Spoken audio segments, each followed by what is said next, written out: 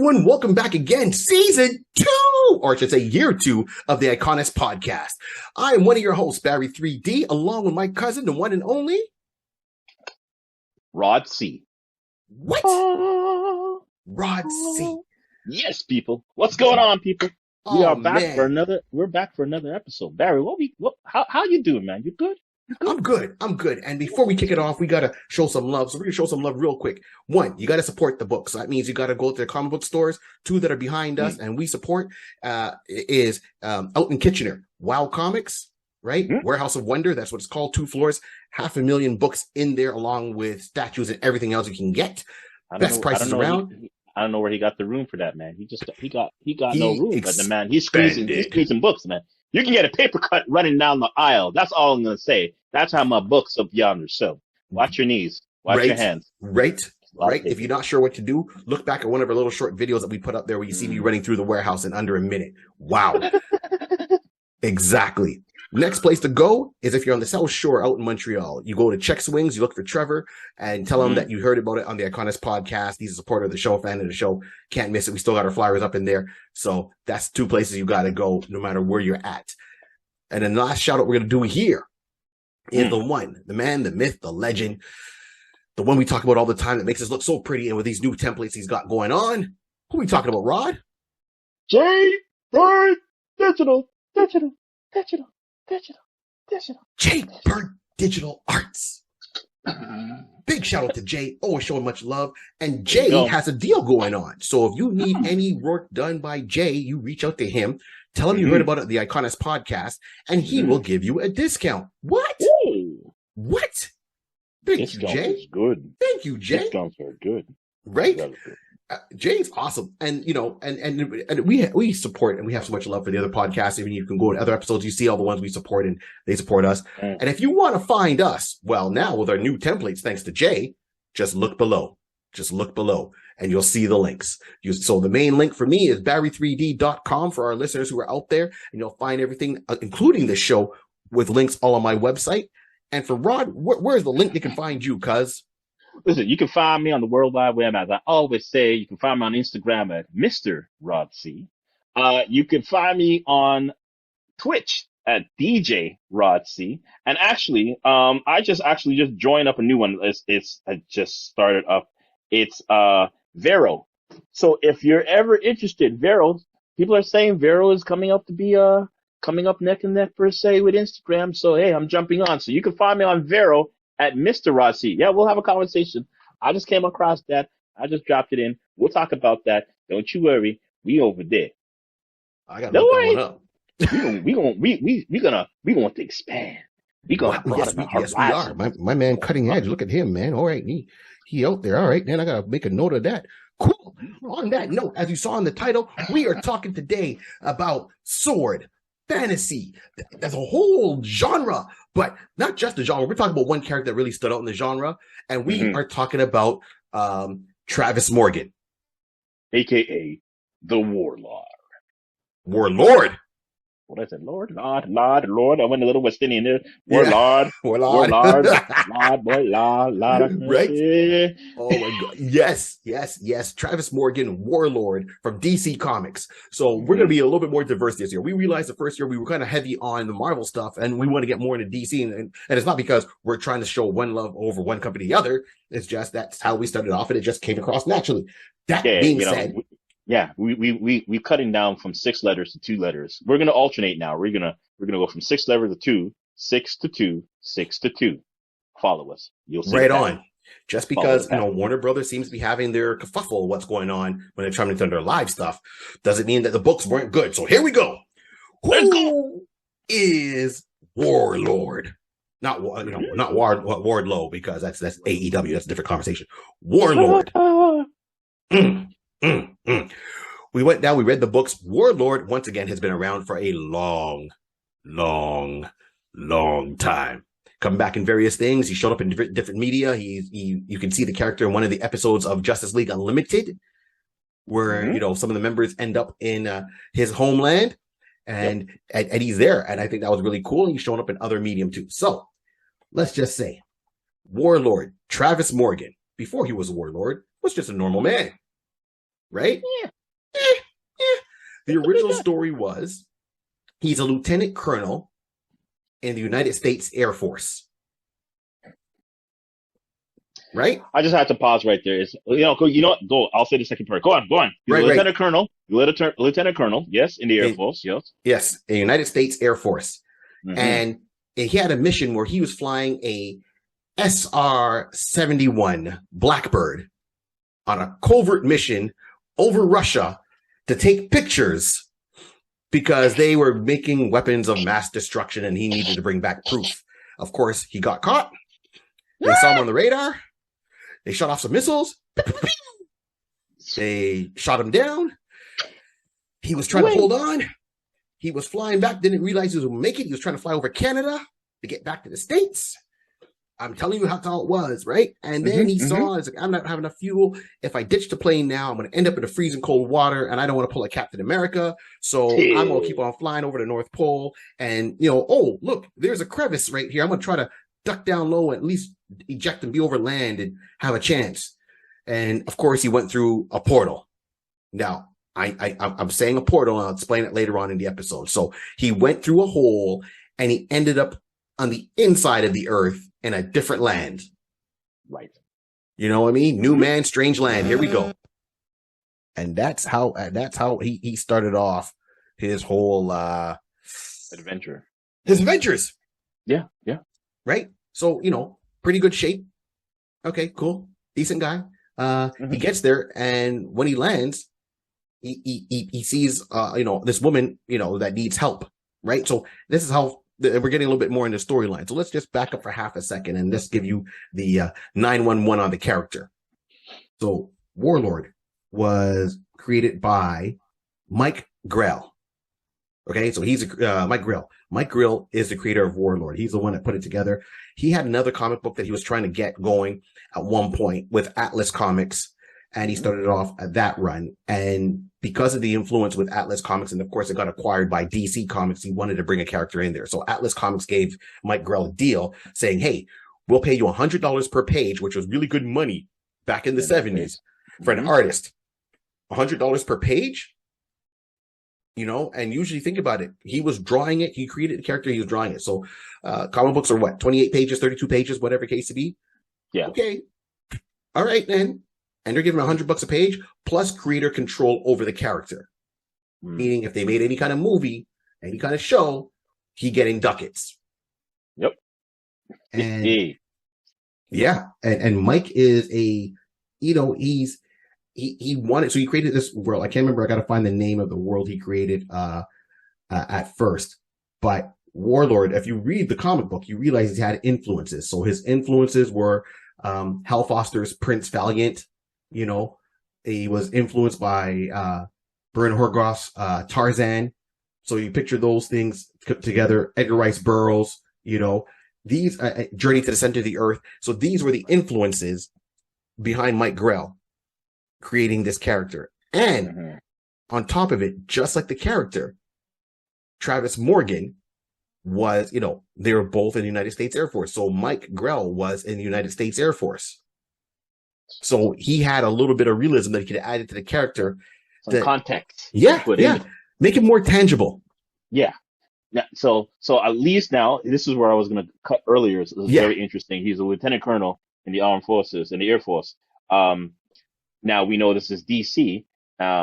Who's another famous lieutenant colonel Air Force pilot that we can think of, who's very attracted to a woman who is very wonderful in our world? I'll let you guys figure who that out. My only concern, as you can hear, how this guy was flying, but he didn't know how to fly a plane. That's two lieutenant colonels who got shot down. I'm just saying, we'll just leave it at that. Context. DC, what are you trying to tell? You don't got people who can fly planes? What are you trying to say? Not when you're lieutenant colonel, man. Steve Trevor. Okay, sorry. You're right. That's what I'm saying. I think having that rank and being a fighter pilot, we're gonna call you lieutenant colonel. Do I gotta fly? Nope. Good. I'll take the title. You gotta fly? Exactly. No, I don't want the title. I don't want the title. Just give me captain. Give me something. Give me private. So you're trying to say that a lieutenant colonel in the DC world, in the United States Air Force, right? In DC Comics is the equivalent of a red shirt in Star Trek. I'm just wondering if there's parallels in this particular conversation. Ladies and gentlemen, you'll be the judge of that. Wow. Thank you. Wow. Good call. Good call. All right. So Travis, and there's a lot of interesting things about Travis. This is what we talk about. So Warlord, Travis, he gets in there. He finds this woman being, fighting off a dinosaur. He just runs into action. He tries to save her. She ends up saving him in the long run. Man, she's trying to talk to him. He don't understand a word she's saying. It's like wah wah wah wah wah. It's right, but he learns. Right, he picks up the language. Which okay, and then it gets back to the character. So when you look at the character, you realize, first of all, the creator Mike Grell created Warlord, Travis Morgan. Right, got it. Made him tangible because of the Air Force connection. Okay, got it. He also said that that Travis also had skills as a fencer, right? He was into fencing. He's also did the Army or the Air Force training to be for survival training. If you get shot down, what to do, how to survive and carry on, save yourself. Okay, so he's got that in the background. So obviously he's physically fit, he's smart, and he also, the reason they chose him for that Russian mission is because he fluently speaks Russian, right? So if he would have got shot down behind enemy lines, he could understand and make his way out. So he was a prime choice, which means what they said is he's a good linguist. Like he picks up languages easy. Right. So that's why I'm bringing it up. So when he was, start talking to, the woman, I think it was Tara that rescued him. Tara. Who rescued him. Thank you. He didn't understand her at first. And then she taught him the language and he caught on pretty quickly. She taught him how to fence and use a sword. Now he already used the sword, so now he's learning a little bit more. So he's advancing his skill. He's using his survival skills that he's picked up in the Air Force because he's living off the land. I mean, when you're looking at it there, he's just in a jungle. You're seeing there's prehistoric animals. Saber-toothed tigers type of scenario, lions, Tyrannosaurus Rex. Rex, all that kind of stuff. So, yeah. Yeah, take a person, throw him in Jurassic World, and that's it. And that's all you got. And the only thing he really salvaged from his plane when he was ejecting was a survival kit that had some stuff, along with his 44 Magnum. That was his gun of choice, his 44, couple of bullets. Okay, we're good. He had to get by. And the first couple of issues, even though he's the title character, every time he gets in a situation, he gets bonked to the back of the head and knocked out. Officer down, literally. Exactly. Again. But we won't he always gets captured, even to the point where, by issue 3 or 4, something like that, he goes, I got knocked out again. This has to stop happening. Right. And he gets a lot of physically, he's fit, but he's got you would call him a silver fox. That's what I would say. He's what you call a silver fox. He's got the gray hair, but he's not old, but he's got the gray hair. At a point, he's clean shaven because that's how you are in the Army. Now he's in this wild jungle world, and he's just letting his hair gets longer. He gets a beard, and a lot of people said, "Hey, he looks a lot like Green Arrow with the mustache and that beard and how it's styled. They look a lot alike, and." Who knows the templates back then might have cost out of that 100 he was getting, he might have to cost money for templates. Let me get an Oliver Queen template and just use it right there. I'll stop right now before I get myself in more trouble. No, you ain't no trouble, because at one point, keep in mind, even though Mike Grell was the artist and the creator, Mike Grell worked in other books. And at one point, they turned around and said, "Hey, Mike, we want you to work on a book." And they go, "Okay, which book you want me to work on?" They go, "Green Arrow." He goes, "What?" He goes, "Yeah, people don't know you can only draw one face." And there's a mashup where Green Arrow and Warlord actually meet. Warlord shows up at Green Arrow's apartment. Green Arrow opens the door and he's like, "You," and he's like, "What's wrong? Hey, you look a lot like me." He goes, "That's what everyone's been telling me. And you know what?" And then Warlord turns around and punches Green Arrow and he goes, "People keep trying to kill me because they think I'm you. Whatever you're doing, stop it. Stop it. Stop your foolishness." That was, to me, that panel was hilarious where it broke down the two. But Warlord physically is taller than Green Arrow. Okay? He's got that background. And the character, we'll get more into his history and his story, but what I find really interesting is his lineage. Okay? Because when the books go on and how they've gone on, and I mean, look, the original run, and I'm sorry, I'm getting a little bit ahead of myself. So I'll finish this point and we'll go back to it. So when I say he's an interesting character, he has a brother. Now, it's a shame they don't show them more talking together. Mm-hmm. But his brother is, and this is, we're going to do it on another show for sure, is got the last name, and his brother is on a team called Challengers of the Unknown. It's another DC comic. So picture the Fantastic Four without any powers, and his younger brother is on the team Challengers of the Unknown. They walked around in purple outfits with white gloves, a white belt. You know, one was a race car driver, one was a pilot, one was a stuntman, and there was like 4 or 5 of them. And they've shown up in Justice League Unlimited and just got a small background roles. But they had their own ongoing series for a long time. Mm-hmm. And that's who his brother is, his brother. And I'm like, what? How come they didn't have these two crisscross a little bit more? I mean, here, Challenge of the Unknown. Clearly, you're going into unknown places. He should have looked for his brother. So that's one aspect that I thought was really cool, that they actually made his brother on another team. Right. The other aspect that they covered is at one point throughout, you know, comic book history, you realize that Travis Morgan acts the way he does. He's like all action. Yep. He really embraces that swashbuckling lifestyle. And the reason why is he's a reincarnation of past people. It's one person keeps getting reincarnated all the time. So almost like Hawkman. So one of the people that he's reincarnated from is Sir Lancelot from the Round Table. Wow. Okay. Right? He's a reincarnation of Crazy Horse. That Indian historic figure fighter. If you look up Crazy, yeah. So they're saying Crazy Horse, Sir Lancelot, and there's a couple other people that he reincarnated through time. So his current reincarnation is Travis Morgan, pilot.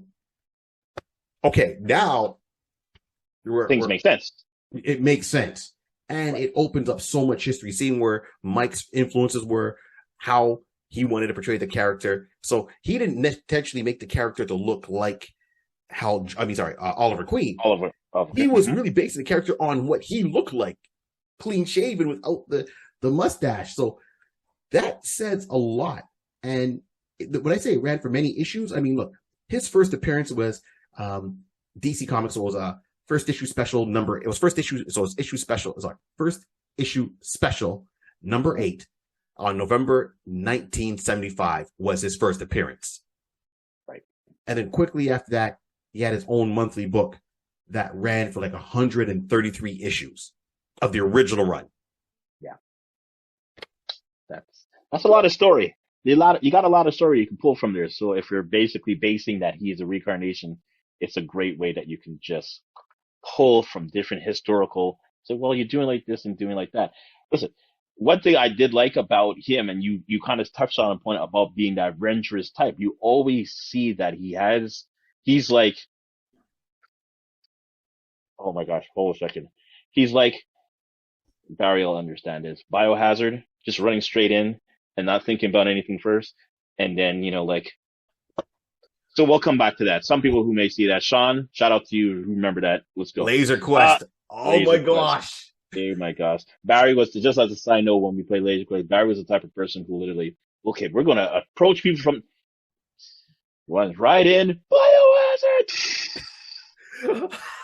Like, oh no, my name was Body Count. That was it. Body Count. Count. Body Count. Right. I'd come up with a plan, then I'd forget the plan because I get caught up in the moment and go charging in. So I make the plan. Everyone agrees to the plan. Then I went charging in and just to shoot people and yell out Body Count in the house every time I shot someone in Laser Quest. Yes. So the adventurous type is right there that Barry can fully understand, and we have some context on that as well. You'll Body see Count later. In the house. We have to bring that back. Let's go. But Shout the one thing I love, man, come on, that's the catchphrase. Nice. You name yourself and call it out. People would turn around and get shot and be like, who shot you? You look at your gun and see who hits you and where, right? It's like top shoulder. Who hit you? Body count in the background. In the house. We apologize. I apologize, everybody. I had a feeling this was going to explode like it did, and it did. Okay, let's contain. Let's contain. But all I wanted to say Right, right. was Go on, go on. that right. No. But the thing about it is that with Travis, he loved adventures so much that you will see in certain episodes later on, different annual, whatever the case to be, that his foot was he has a hot foot. He always had to keep moving. He couldn't stay still. He had to, like, this adventure. If nothing was happening, it would got boring for him. Yes. I think I gotta go outside. Where are you going? I don't know. I just gotta I'll be back in a while. And then this guy will disappear for weeks on, months on end because he's just out doing something else. Because wherever he was, that mission was completed. No one's fighting us. No one wants to attack me. I'll be back, going for some milk. And he's gone. And he's gone. It's true, though. He wasn't happy unless he was in the thick of action. Completely. And so, so here, what's interesting about this whole world, right? So he's in the world, and I know I'm going to mispronounce the name of it. So, we all know that year 2, it's the same thing with me and, my mumble mouth at times. So Skartaris, I think is the name of the world they was in. Skartaris. Okay, good. Yeah, I'll go with Skartaris. Rod's pronunciation over mine. Trust me, always go with, yeah. So he's in this world. Now, the way to explain the world is we have the world that we're on right now and how we walk, we know. He's underneath it. And when you're underneath it, it's like almost watching those old school cartoons where someone would dig down to China and then they're almost walking like almost upside down kind of thing. So we're walking on the inner layer. So he's there saying there's 800, I guess, miles between the top layer of the crust that we live on and then below in the land that he was living in. But where they would walk, what we call the center of the earth, they call the sun. So there was never any moonlight that was there in that land, right? The descendants of that land, how that land got formed, goes back to the story of Atlantis, where the city of Atlantis got destroyed. Everyone knows the city of Atlantis sunk, but now they're all assumed that we never found it because it's covered by sediment and dust at the seabed, and we can't get down that low. No, Atlantis sucked right through and went right through the Earth's mantle and came up on the other side. And people forgot how to use the technology because they remembered it and what brought it up. So they got there. Atlantis sunk, they saved it. It started settlements all over that world on the inside. So, that's why the journey to sending the earth comes up to mind. And then they got into a big war. Bombs over Baghdad. Hey, hey, hey. And they pretty much took themselves out. The radiation caused man to mutate. So this is where you get the lizard men from. They all started as men, but the radiation over time caused them to mutate because they pretty much wiped themselves out and destroyed most of their technology. They went back to basics. So they didn't have guns or lasers or planes or whatever. It was swords and axes and hatchets. Spears and stuff. Yep. Yeah. Right. It was. And then, of course, the historical, the old school creatures. So you're getting unicorns that are in this world. You're getting dragons that are in this world. You're getting saber-tooths, as you said. You're getting Tyrannosaurus Rex. They're all there. It's a wild, unchained place going by, and people have forgotten about technology. It's still there. They just got away with it. So when Travis got there, first time he got there, he's with the girl Tara. She saved them. She taught him how to do everything. They're going. She's like, "Hey, come back to me, my land. And if you meet my dad, he's be happy that you rescued me, and we can live good." And he was like, "You know what? I don't know anybody here. I'm with you." They start walking. They go where they had to get going. Unfortunately, they got picked up by some raiders who took them for slaves. Okay. More walking. It's like Lord of the Rings. They turn around. They escape. Travis starts fighting. He tells Tara, "Go ahead. I'll stay behind," right, for her to escape. So she gets on horseback. She's going away. And he's fighting and fighting and fighting. And he took down about 20 men by himself. He played it smart. He was standing on a narrow bridge, so they couldn't come from all sides. And he was taking them to the point he just got overwhelmed. The guy goes, "Hey, you're such a good fighter. You cost me a lot of men. You make a better gladiator than slave. Bring me more money." So they sold him off as a gladiator, almost like the movie Gladiator with Russell Crowe. Exactly. Yep. Right? Yep. Here we go. Now he gets into that. He starts fighting, comes up with a plan to escape, and then he meets another guy, who claims to be a prince or a king, and he's like, "Oh, I'm infamous. I'm well known. Machiste, bad with names." I was surprised. It was a brother in the inner world. Yeah. right? What's his name? Do you have the name there? No, no, I'm looking for the name right now. Actually, no, I don't. You know what? I'll check it out and I'll come back. Yeah, okay, no I'll problem, shout no it out when I problem. get it. So he turns around and he's like, okay, got this going on. And they come up with a plan to escape. And the two of them ended up escaping, right? Mm-hmm. And then freed the rest of the captors, turned on the guys who were holding him captive. And he had such a speech. He's like, hey, you know what? I believe in freedom. I believe in rights. I believe in all this. So right there, he turned around and took those American values. I'm talking like the United States Air Force. I'm talking the good ones. Fight for liberty, fight for people's freedom. This is what was instilled with him for the years that he fought in the United States Air Force. I mean, he was a hero from the Vietnam War. That's how he was in the original comic book.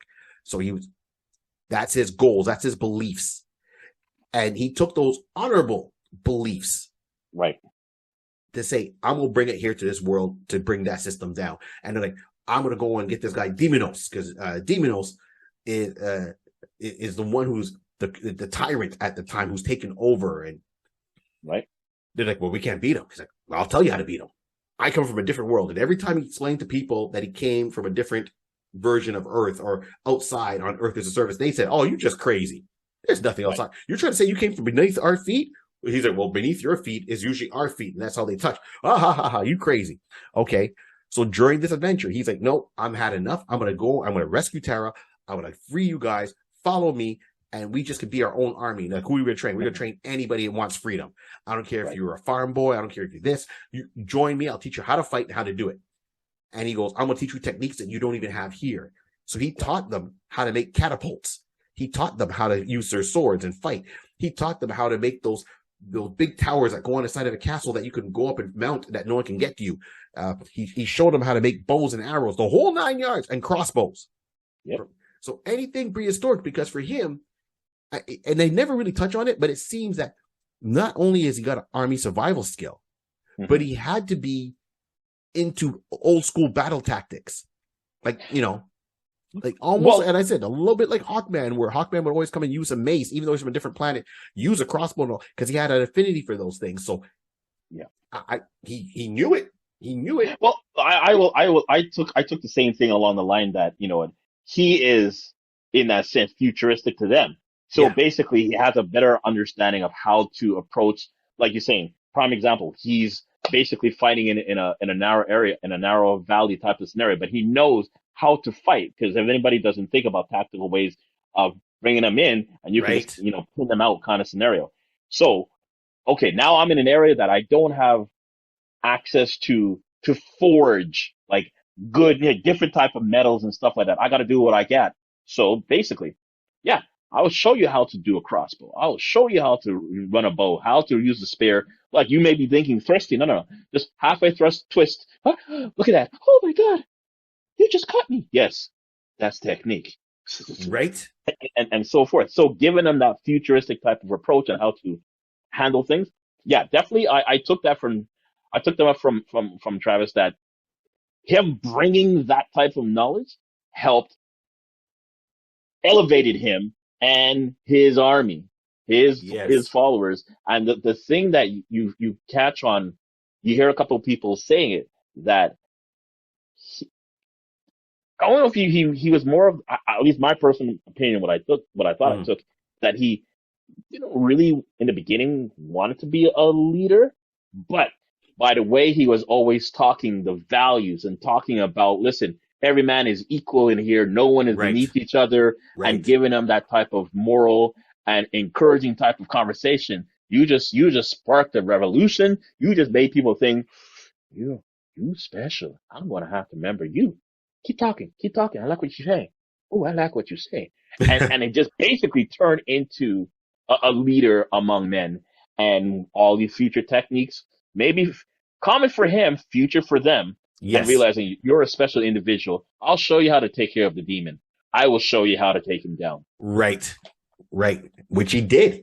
And you're right. And let's not forget, we really have to look at that military training, because of a military mind. He knows about tactics. Correct. So he's going to say, hey, we might be a smaller army, but I'm going to show you how to fight.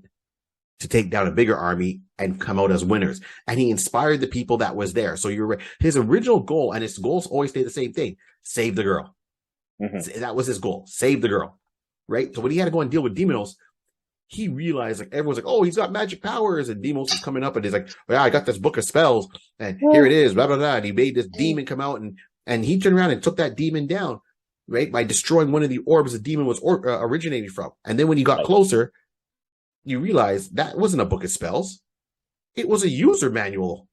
It was a holographic projector that made solid objects. Right. That's what it was. But to primitive man, because they stepped so far away from technology, they went back to the mentality of primitive man. Correct. That this technology was magic to them. And he took it down. And within the first, I would say, maybe 10 issues, of the original series, right, we as the reader get treated to know that this is the technology left over from Atlantis. But he doesn't know it's Atlantis until later on. And he's like, wait a minute, the city of Atlantis. And they explained to him, like, oh yeah, city of Atlantis, that's where our origins came from. And he was like, wow. And he goes back to Earth. I mean, when I say Earth, so for the lack of a better sense, Earth and oh my gosh, Skartaris. Oh yeah. Right. So between the two, right. So he goes back to Earth. So at one point he gets, he saves Tara. He keeps moving on. He goes and saves his friend. They keep moving on. And he's like, oh, they went over another fort, another fight. So he's got a whole army following him. They made a banner, it's red background with this eagle, right? So it's almost like the American eagle. They said that's his banner. So during the fight, a couple of things happen. One, he goes to raid this town. He gets captured or whatever. And then he gets woken up again. So that's what he's making jokes like, I got to stop getting knocked out. And at the time, he was just wearing a black, shirt, trunks, boots. He didn't have the helmet. As the issues progress, he slowly gets that white loincloth, bare chested, shoulder pad, gauntlet, and gauntlets, proper sword. And he gets the helmet with the wings on it. So as he's going, he goes, I got to stop getting knocked out. And he's hanging out there outside. And the lizard men are all there talking about sacrificing him because this thing fell from the sky and destroyed the temple because it's their new god. And when he's hanging there, the panel pans back and he looks up and that's his Blackbird. That's his plane. Yeah. That he's like, this is my plane. And he gets in there to get more supplies. So he gets more bullets for his gun. A T-Rex comes in. He fights the T-Rex with the plane. Even though it's crash landed, it's still there somewhat. So when the T-Rex goes to take a bite out of him, he moves out the way, hits the ejector seat, and the seat goes right through the T-Rex's mouth. Ouch. Right? Ouch. So this is how he gets away. But he leaves it. He doesn't need it. I mean, the plane is done. There's no communications don't work. So he moves on. He gets to the city. He saves Tara.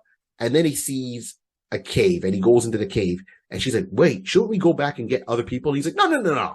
I'm just looking around.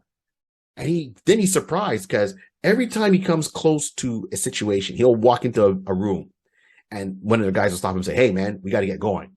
Oh, I just want to explore, but okay, we got to get going. And then as a viewer, you see that if you walked into the room, it was a whole computer panel with the map of the earth and it was still active. He could have communicated home. Just had to take one more step, right? Missed it. That handbook that had, he didn't realize it fully was a handbook. He thought it was a book of spells. He destroyed it and moved on. So when he finally, as a reader, we're like, come on, you got to run into something. So finally he gets in there and he sees a subway, like a monorail. That's it. Right. And he gets on the monorail and he takes it and he gets back to the surface of Earth and he shows up in, I can't remember where he shows up, but he runs into 4 people. And out of the 4 people, one of them is a Russian scientist. They're all there from the UN in Inca. So, right. So he's checking out an Inca temple. Okay. So he's talking to them about his adventures that happened. They're like, really? And he goes, yeah. And he goes, how long have I been gone for? And they're like, well, the last time we saw your dog text goes, once again, he got knocked out. Well, this is blood loss and stuff like that. So by the time they revived him, they called the military to come pick him up. And he goes, oh, you called the military to come and get me? He goes, yeah. He goes, well, we know your name is Travis. I go, how do you know? Well, your dog tagged. Okay, cool. He goes, so you guys are all working together? They're like, yep. and one of the girls on there was Russian, and she's looking at him kind of skeptical, and he's like, "What's wrong?" He's like, "Well, you're telling us this tale. So you say you just left, right? How long do you think you've been gone for?" He's like, "Oh, I've been gone for maybe what, a month?" It's like 8 years. 8 years. And that's where the gray hair comes in, because he left, and when he came back, he says, "Wait a minute, I'm 52?" When he goes, "When I left, I was like 40 something or no, or whatever," but he came back but he comes back, he's in his 50s. Right. When he went into this world and he was only gone for a month, he was in his 40s, and he came back early 50s. So he's totally in shock by this whole scenario. Then realize, then you find out that time, outside of there, time in Skartaris goes by faster than it does on Earth. All right, so he has his adventures. Fine, he gets back in there because he sees that the military didn't send a military to bring home a hero's welcome. No. Right. They sent the company. That's like CIA, FBI, Black Ops, because they think that he was a traitor, disappeared, now gone for 8 years, shown back up, and he betrayed the United States. Right. So they're coming to deal with him. So he had to fight them off, escape, and he goes back. He's like, "Well, there's nothing left for me here. I'm going back to Skartaris." The other girl turns around and says, "Oh, I'm going to follow you because I'm an archaeologist and I want to explore these things too." And that is cool because Mike Grell, when he created the character, his original idea was to make Travis Morgan an archaeologist, and then he changed it to make him a pilot. So bringing in this other character to be the archaeologist, he still kind of gets that part of the origin in there. And they go back, and when he gets back there, when he left his helmet on a table. And when he comes back, his helmet is still there, but it's covered in cobwebs. Like he was gone for years. So once again, he's like, "Where's everybody? I was only gone for like a day." Time goes different down there. A day up here is years down there. Right? They only have the sun. So it changes your biology a little bit too. So he moves on, and that's where he's kind of going constantly, as you put it, got to be in action, got to be fighting, got to cause, got to rescue somebody. He moves on, but interesting to say the least. Whew. Yeah. And just to give you some stats on the character, the character, he's 6 feet tall. He's got blue eyes. He's got white hair, he's widowed, right? That's his marital status they have there, which comes up later on. He does have a son. He does have a daughter, and a lot of adventures in the sword and sorcery genre. I think it was one of the more popular sword and sorcery genres within DC Comics at the time, right? Because they tried different ones. They tried Arc, with the Sword of Thunder, and Scalp Hunter. Well, I wouldn't say that was more fantasy. That was Arc. Aaron, who was a sorcerer, from Atlantis, and a lot of them intertwined at one point, but you get a little bit of everything. You get a little bit of your John Carter, a little bit of Tarzan, a little bit of Journey to the Center of the Earth. You got your little bit of Hal Jordan, as a pilot, or Steve Trevor. You got the Russian thing, spy. Okay, yeah, there's a lot of elements, and it's not. I don't think it's too much. I think it's just right. Written properly. And a lot of the earlier issues, they were easy reads. There was nothing really deep, but it got deeper later on. But it was always action in the books. Yeah. Listen, I agree. Like what I took back from this character is that he's an adventurous. He's for the people. So he definitely made him as a character who is there, like, I'm the people's champion. The early stages of the Rock type of scenario. We won't say that. But he was always looking out to help, to do what's right.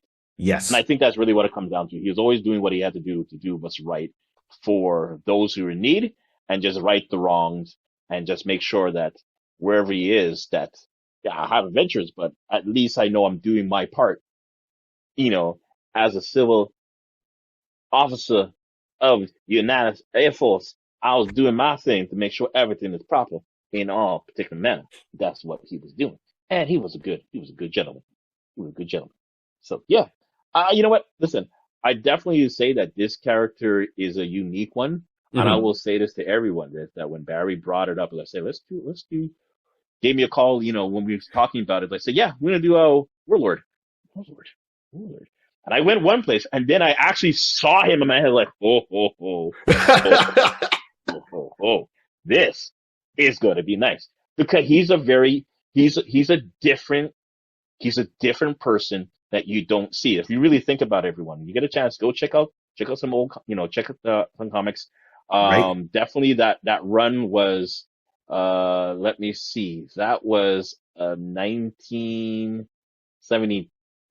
Well, like you said, Barry just said it started off in 1970, 75? 75. 1975. So Yep. basically, you'll have that old print, that old type of grit to it, but you will see that during that time frame, there wasn't any other that I can recollect. I don't Right. recall any other characters in that same type of genre. So he definitely stood out on his own, but making him a man, out of time. Because that's really what Yes. the whole premise of him was to be a man out of time. Yes. And the story did very well that it was relatable and then have enough context to make you really feel like this guy knows that he's out of place. I'm only inadvertently a stone throw away to my world, but I Hmm. can't get back there. And this is what I got. I'm here. I got to make the best of it. Let me put my characteristic and my personality to the test and Yep. live through and survive and realize that I can do good here. And that's what I like. That's what I liked about him. Definitely the storyline of being a man out of time. You don't really see that often. You No. don't really see a man out of time type of storyline that makes sense. You know what Yeah. I mean? Yeah. Like Yeah. if you really think about it, you don't really see that much nowadays. I No. think it, I No. think it's a storyline for some people. I don't know why no one thinks about it that often, because it could be a good story if written, like you said, even for what we're gonna get to our part later on. If written right, it could be good. This was done very well, so I would say, yeah, we Well, can for we can sure. yeah. Yeah. Yeah. For sure. I mean, look, if you look at John Carter, Warlord of Mars, right? That's pretty much another scenario where man at a time, Right. out of place and all that, and fits in and does what he has to do is right. This character was popular enough that in 1982 they had his own toy line. So there's a Warlord action figure out there with a Hercules action figure, and what was the other one?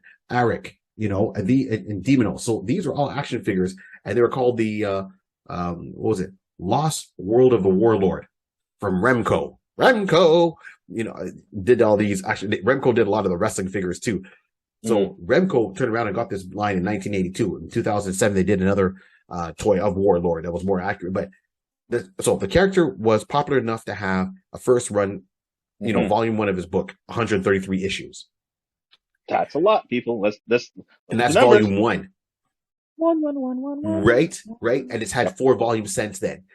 He's had kids. His Hmm. son has taken over, depending on the storyline you're reading, the title of Hmm. Warlord and carrying it on. Yep. So the character does come to the definitive end but still around. Showed up on Justice League Unlimited in one of the episodes, and in that episode, it had Supergirl and Green Lantern actually going there, and it kind of just one episode just Yep. focused just on Warlord, which was really nice for those fans. Hmm. So I Hmm. think it was more. This is why I love doing the show, because it was a sleeper.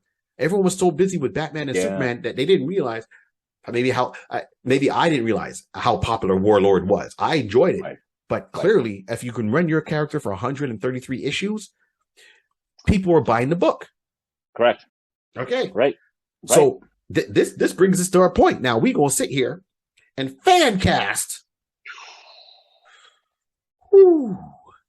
So let's All right. get into. So before we drop our names, let's get into Hmm. a couple of scenarios. Okay. Ron, let me ask you this question: Go do on. you see this as a movie, a live action series, or an animated series? Oh, here's I How would you would like to see this like. portrayed? Well, this is the thing. Like I'm torn between two different genres. I would like to see a live Yeah. movie. Oh, okay. The series aspect of it. If I was gonna go series, then I want an animated. I want a cartoon series Okay.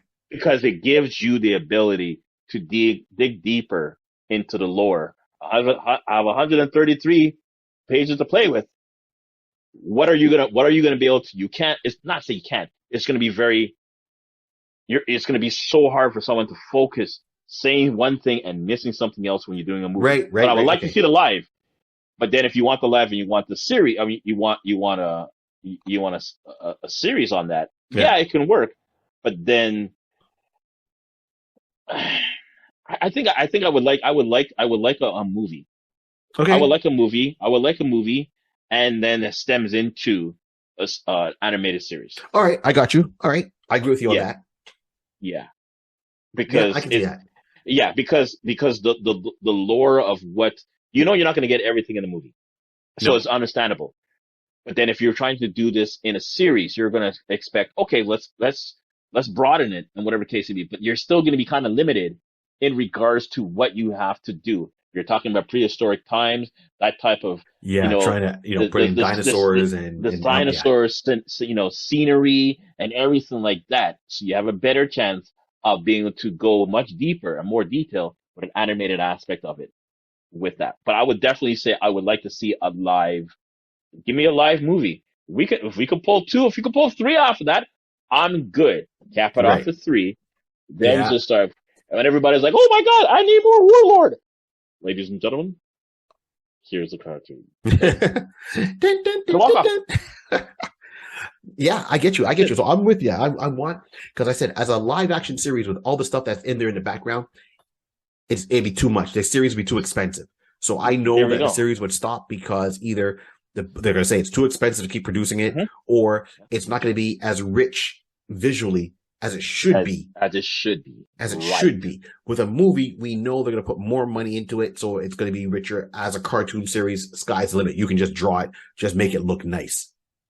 Listen, in the way I'm thinking right now, the scenery is part of the show, part of the storyline. So you can't have a story about Warlord. You can't half-step it. And not even half-stepping. Of course, not half-stepping. But you can't have a story about Warlord and not bring into context, have some good deep context about the scenery where he is.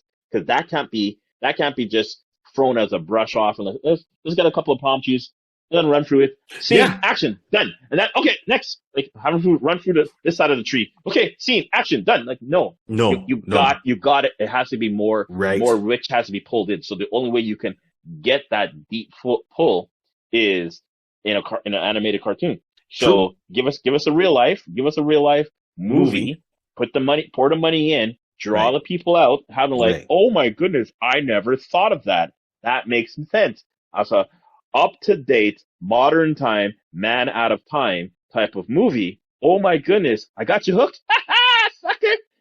Check out a cartoon. What? Check out the anime. Here we go. Toy line. Start printing it out, man. Start pressing out some. Come on, let's go. Right? Exactly. That's the only way they're going to do it. Okay, so I agree with you. So here's what I'd like to see. I would like to see it as a live action movie. Agree with you 100% on that.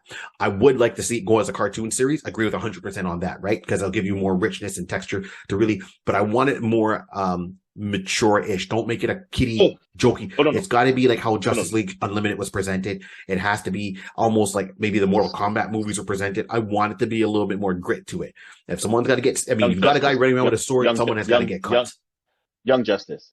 Give me a Young Justice type, Justice treatment. Limited is still, if you're going to compare, Young Justice to me has elevated. That's true. What Unlimited was, the Justice League was there.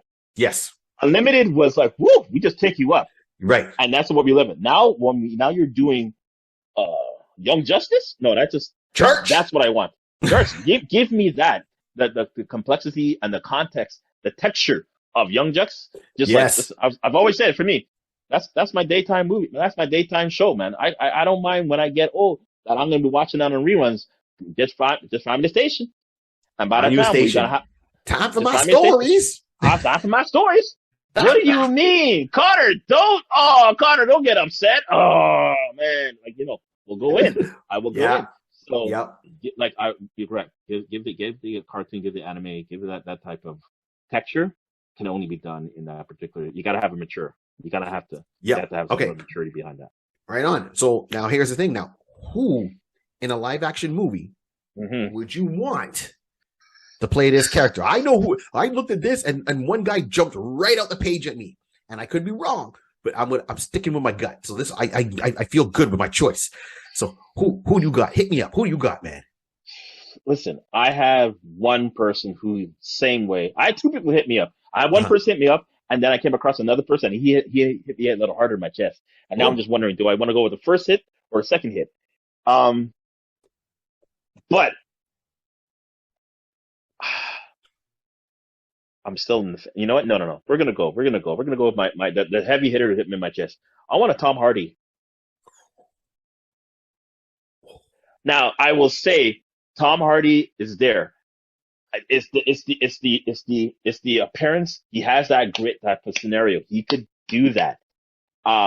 No, listen, for people who just, have a little height, I know he has to be 6 feet. So that's where I'll be like, I can't remember off the top of my head, but I just don't see him being, no, man, yeah, Tom should be able to do that. Again, always compared to who he's playing off of. You got to see with the height difference, but Tom to me would be able to pull that because, okay, let me go down the list of. I saw his movie. Why? I saw his limited series called Taboo. Yo, it's on Netflix. Yo, Hold on, Taboo. Okay, yeah, I double check. I think I might have, but you said Netflix, so I was always on Netflix, man. yeah. So So I could have he's seen on that. He produced it along with his dad. That show and another writer. Wow. He's So okay. he has the ability to have that grit, to be a soldier who understands that I gotta push it to the edge type of scenario. I'll be hard when I have to be hard face and just like, I'm just going right in. By any cost, I'm going in. Tom has the ability to portray that. As well, he has the ability to be that soft person in the sense that when he has to be with Tara, when he has to be with the Queen, he has to be with Regine, the cat lady. You know what I mean? He has that ability to do that. Have the ability that if he needs to have a conversation, he could stir up a conversation and make you think like, here, take my firstborn, take my second, take my seventh. I don't have 7 kids, but I'll have a 7th kid so I can give you a 7th kid. Okay, that's the kind of person that he could do that. So yeah. Okay, Tom Hardy. Good. I respect that. I like that. Thank you. Tom Hardy. That was a good call. I like that. See, my glasses are off now. I see that. So I took a sip of my government juice with some Kool-Aid spritz inside. Right on. Yeah, a little swirl. Gotta moisturize the mouth. Now I got Tom Hardy. I hear you, man. I'm gonna call out my guy here. Cool. My guy here. Let me tell you something. I think he looks like him. I think he acts like him already, like it is. My guy has been slept on. My guy can do the live action movie. Okay. I would still have my guy do the voice in the cartoon series to have that unity. Okay. I would even turn around and want to see a Warlord video game that compromises different aspects of the character. Right? Okay. Because I want to see this guy. My actor in a live action movie could play the reincarnation of some of the people that he's from. Okay. Right? I'm going to hit you with my guy. My guy, simply, Josh Duhamel.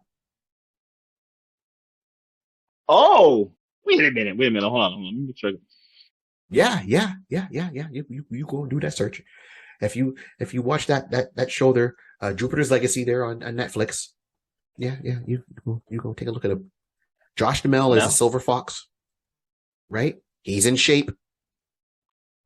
He's got that gun-ho attitude because he was in Transformers playing a soldier, right? Yeah. Okay. Right.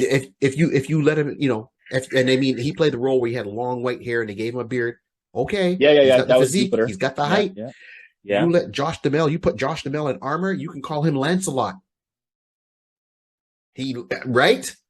So you could do flashbacks with Josh Duhamel as Lancelot and then tie it into Travis Morgan of Warlord. Right? Like Josh Duhamel screams Travis Morgan Warlord to me without question. I mean, You're looking at Jupiter's Legacy. You're looking at Transformers. You know, and and Transformers. Yeah, Transformers definitely for the material, the militant type of, because they've done that type of character. Jupiter's ending. Yeah. Where he plays the Utopian. Yeah. Okay, yeah. My. Thank you. Even when he does the flashback scenes, and you see him when he's younger in that series, and then you put him present day when he's older. Okay, all right. That to me, when I was reading this book, all I see is Josh Duhamel as Warlord. There's no that's it. That's my belief. That's who I'm sticking with. That's who I'm behind. And his voice is distinctive enough that if he had to do an animated series and lend his voice to it, money. Yeah. If he had to even do a video game, because I think a video game would even be cool with this character, because you could start off as a fighter pilot and you end up as Warlord. Money. Okay. You don't even have to turn around and say, oh, he was a pilot from the Vietnam War flying a spy plane over Russia. What's happening in the world right now? Correct. Modernize it. Just modernize it. Okay. He's flying a spy plane, part of the United States Air Force, over Russia because of what's happening in the Ukraine. Did I just pull a Robert Downey Jr. Tony Stark modernize the Iron Man concept origin? Money! Warner Brothers, I hope you're hearing me. Very good. I'm helping you out. Hilarious. It's not your Batman, not your Superman, not your Wonder Woman, not your Justice League. This is a different take with this character, Sword and Sorcery. The Sword and Sorcery work right now? Yes, it does. Because if it didn't, we wouldn't have that new series from Game of Thrones. If it didn't, we wouldn't have that new series based off the Lord of the Rings. That's all Sword and Sorcery right there. Yeah. Okay, all right. We want like even in younger. I mean, in a sense, you're gonna have Harold. Look at Harold. Harold Potter that's been making the baseline right there. Lord of the Rings, Harold Potter has been making a base right there in the past 15, 20 years. So listen, it's a good venture to look into. Definitely a good venture into. And Josh, I'm like, okay. I see your Tom, and I go, Josh. Yeah. No. I see Mr. J. Right? I see J. I see JD. Right? Like, just look at him. Like, it's him. Even age-wise, like, it's him. Like, Josh Duhamel, come on now. First of all, I'm telling you, he's got the eye candy that women want to walk in there and they want to watch this movie. If he's going to walk around in a loincloth and bare chest, women will watch this movie. He's got the action aspect of it. He's got that boyhood charm, as they like to say, that appeal. You look like he would start walking there and start a bar fight and be laughing his whole way through and then keep moving because he's got people to save. Like, you really... he is Warlord. He's Travis Morgan. Like, we good. Josh be watching, listen. Someone will send us off to Josh. Josh will watch and they hear that statement, like say, "Yeah, he can walk into a bar and start a fight and laugh it off." And Josh would probably like saying, "How did this guy know about me?" Right? Tell him to stop it. No joke. Who gave this guy my diary? Okay, this is what I'm talking about. Like, I mean, I hear Tom Hardy, but I'm really believing Josh Duhamel. Like, I looked at him. Yeah. I'm like, yo. Yeah. And he seems like doing his action movie. So this is right up his genre. Like, he needs to get on the phone with his agent, have his agent reach out to Warner Brothers and say, look, I want to be part of the DC house, but I don't want to be too crazy. I know you guys are trying to integrate some stuff. Let me be Warlord. Let Black Adam come in there, with Dwayne The Rock Johnson. He has to come into my world to find some magical thing. Okay, crossover, guest appearance, cameo. We done. No, completely. Okay. And the fact that we get to, have a flashback scene saying, okay, you would have to get definitely another actor just to be, respectful to play Crazy Horse. And I have no problem with that. Do not make Josh Duhamel Crazy Horse. No, right? Get another actor to play Crazy Horse. Get an actor of proper descent to play Crazy Horse in a flashback scene. But Josh Duhamel playing Lancelot? That's work for everybody. If you get other people to come in and say, well, I was reincarnated this way, I was reincarnated this way from different ethnic backgrounds, that just adds more to the character. But to see, to tie it together, you start him off as Josh Duhamel as Lancelot, one of the Knights of the Round Table, let him go into the other people like Crazy Horse and all the other ones, and then finally come back to Travis Morgan where he looks back again like his body's almost there. And we as the audience will know, oh, okay, this is how you started, this is how you end it. So you kind of reincarnate it back into something very similar, physical looking, and then you just give him the hair, put him in costume. Okay, we're good. If Josh Duhamel can ride a horse, we done. And it'd be like saying, people got up my diary. Where's my horse? I need to ride a horse right now. Let me get back. It's the weekend. Riding. Rawhide. That's who I'm sticking with. Okay. No. I like it. I won't. A lot of good points. Like, I mean, I know my guy has the grit from Mad Max. Yes. What is it? Perky Binding. Perky Blinders. Yeah. Perky Blinders. Sorry. Yeah. Perky Blinders. Yeah. Perky Blinders. Yeah. He has that grip from there too and everything like that. But yeah, I see. Because it's silver. Like, if honestly, Wakanda forever. If Joss did not do Jupiter, it would have been. I would have agreed, but it would have been like, it's not bad. We got good. Right. The image is already there, so it's hard to fight that. Thank you. He did Jupiter already with the silver here. He did it already. It's hard for me to fight that. All right, Josh. It's all right, man. Sometimes you win, sometimes you lose. It's okay. It's completely understandable. These things happen. He's allowed. It's allowed. Right on. So we will wrap this up. So once again, for the last point. So where are we wrapping this up? Rod, who's your guy again? My guy would be Tom Hardy. Right on, Tom Hardy. And myself, I am going for the one and only Josh Duhamel. So this has been the Iconist Podcast. Thank you for being with us for year 2. We going strong and we go diversify, like you're supposed to do your portfolio when you invest in on Wall Street. I don't know. That's always heard from a movie. And we're still going to keep on having fun. So keep on, check our links, like, subscribe, share. Don't let the show be a secret. If you have any comments, please add them down below and we will get back to you on our Facebook page or Instagram page, however you want to communicate with us. We are there. And of course, Rod's now mentioning Vero, so I'm going to have to check that out. And on that note, this whole world was started by a piece of paper, a pencil, and lots of imagination. Keep on dreaming. Let's go. It's time. Swing for the hills.